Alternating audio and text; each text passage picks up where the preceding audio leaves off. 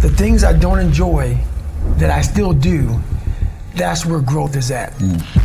And that's, for me, the only place growth is at is in that uncomfortable zone. So you want to be normal.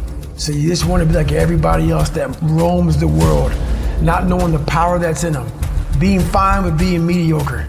You want to go back to who you were, huh, David? I'm like, that, man. I want my mind to know who's in charge. So for the better part of 26 years, my mind was in charge of me, which is why I made all these horrible decisions. But once you take control of your mind, you start making decisions for yourself versus your mind making decisions for you. So basically, a lot of us aren't prepared for life. We get up willy-nilly and just hope life is going to happen. It is going to happen, but it's going to happen with a prepared mind or an unprepared mind. Most people attack life with an unprepared mind. What I do is I try to account for all things that could happen, might happen, probably will happen, and then the unknowns. So basically, I can't account for everything, but I do know there could be some things that come up in life that you need to be ready for. I know for a fact I'm not going to want to work out tomorrow. Therefore, I'm preparing my mind for that. I don't want to do that. I know tomorrow will come with some difficult decisions to make. It may come with getting a phone call saying someone died, this happened, that happened. I'm always preparing myself, not in a morbid way, but just like, look, man, be ready for life. Don't let life just start attacking you left and right. Make sure that you start to build a mental armor so then you're ready for life. And that comes with a very physical way, and the physical helps out the mental. I realized at a young age how to change myself was through discipline. In the military, didn't teach me that. It was something I realized I had zero discipline, zero self-discipline. And I realized I have to start developing this. And I started really because I was horrible at reading and I was horrible at writing. I have so many learning disabilities, it's not even funny. So I just sit down at the table and spend so much time in this, reading and writing and learning. And that kind of translated over to my self-discipline with working out. So that's where it started. I started when I was about 16 years old and said, well, I'm a fourth grade reading level. You know, let me go ahead now and start really focusing because I'm not gonna get in the military because I gotta pass the test. Yeah. So that's where it started for me. It's more important to own your weaknesses. You got to really triple down on those, man. Because why? You want to become a full human being.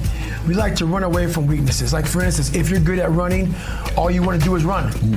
If you're great at reading, you have several books. But we don't do those things that we're not good at. So for me, I realized, man, like I keep on running away from these things I'm not good at. I have to dive into these things. I have to become one with these things, and that's what happened. And so I own them both, and I talk very openly about them both. I see a whole bunch of people walking around out here who have no idea how talented they truly are. Now I'm talking about talent, like some God-given ability. Talent that sometimes you have to hone, and you have to work on, and you have to harness yourself. And they just walk around just on their phones, just clueless to how powerful they are. The biggest thing you have to do is shut off technology. You have to go dark. And what I mean by that is you have to be quiet in your mind. Get away from people. We love being around people. We love talking. We love parties. We love all that. It's okay to be alone. It's also okay to be unhappy. It's okay to be unhappy sometimes, man. It's okay to say, you know what, man, I'm up. So you gotta go to the truth first. Who are you?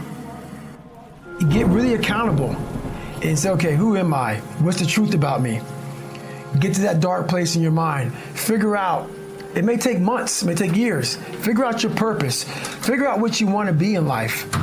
And then from there, okay, I have my purpose. It may take a long time. No one knows their purpose because it's too loud. Find your purpose. From there, all right, you got to start planning. People love the planning phase because it's very comfortable. And then from the planning phase, you gotta go to execution. So the execution phase is what we all hate because that's where the real work begins, and that's when the failure happens, and the failure.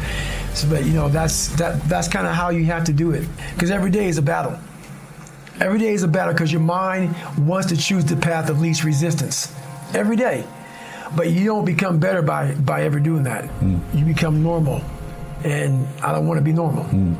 So it may not be a life for everybody, but I find a lot of peace in not being normal in my life.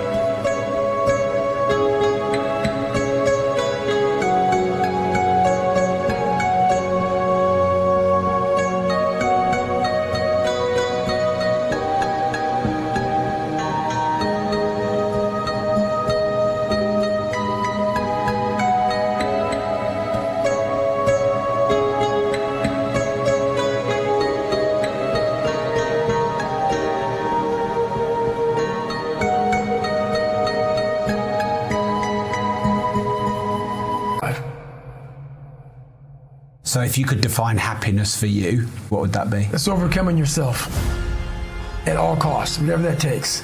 To be at the point of your life where you don't care about being judged. You can be in a room of 1 million people and they all hate you, and you walk in and you go like this. Not because you're angry at them, because you know yourself, inside and out, and you know that you've put yourself through hell to be where you're at today. You've walked the walk. You've talked the talk, and you've walked the walk. And that's, to me, what it's all about. It's all about putting those boots on the ground and getting after it every day. And once you do that, you have a feeling about yourself that no one can ever take away or even understand. Life is always giving you a test, trying to give you a way out, trying to give you an excuse not to show up. You gotta have the mentality to show up every day of your life. No matter what life throws at you, it's our responsibility to show up to the Coliseum of life. Life beat me the up bad. I mean, I was knocked out in the 12th round of a 15-round, heavyweight bout. I was knocked out. But what happened was, in the 12th round, when the challenger turned his back on me, I was getting up. And I got up and won the next 3 rounds and knocked that motherfucker out in the 15th round. So that's my mind about can't hurt me. I was hurt, man. Like, literally, I had to overcome so much those first 26 years of my life, and I still do every day today.